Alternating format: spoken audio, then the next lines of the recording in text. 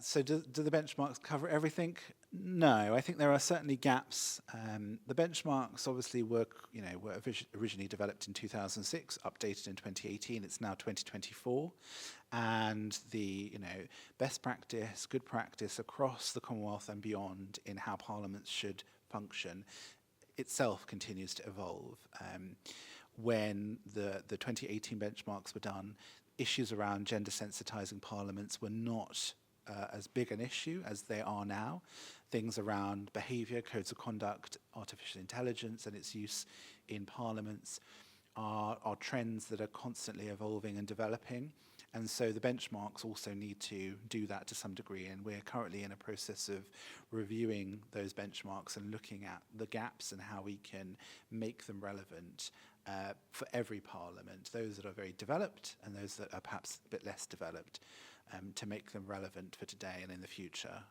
Fraser, I don't know if you want to add anything on that. Not hugely, just to say that we post all of the benchmark exercises that we have done.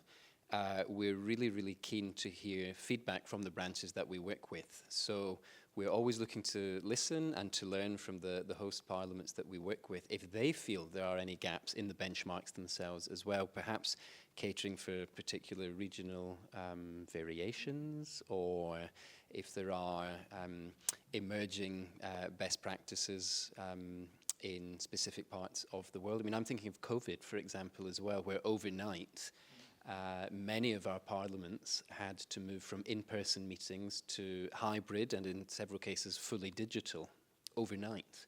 So being able to share best practices from across the network as to how particular parliaments did that, I think is one useful example, but actually it can be replicated across a lot of the different work streams that we focus on. And I mean, if I can just add to that, parliaments and the indicators are not in stagnation. They're currently constantly evolving, and occasionally benchmarks are a great way to take a snapshot of the parliament, where it is at that point in time, and then to look back on that assessment, in a few years' time, after an election, after a new strategic plan for the parliament has been developed, to look back at the recommendations and see what can be taken forward, what can be implemented from that benchmarks. And then the decision could be taken to have another benchmark assessment and then have a snapshot of the improvements that have been taken between the two to really assess how the parliament has evolved, what efficiencies have been made, how is it functioning better.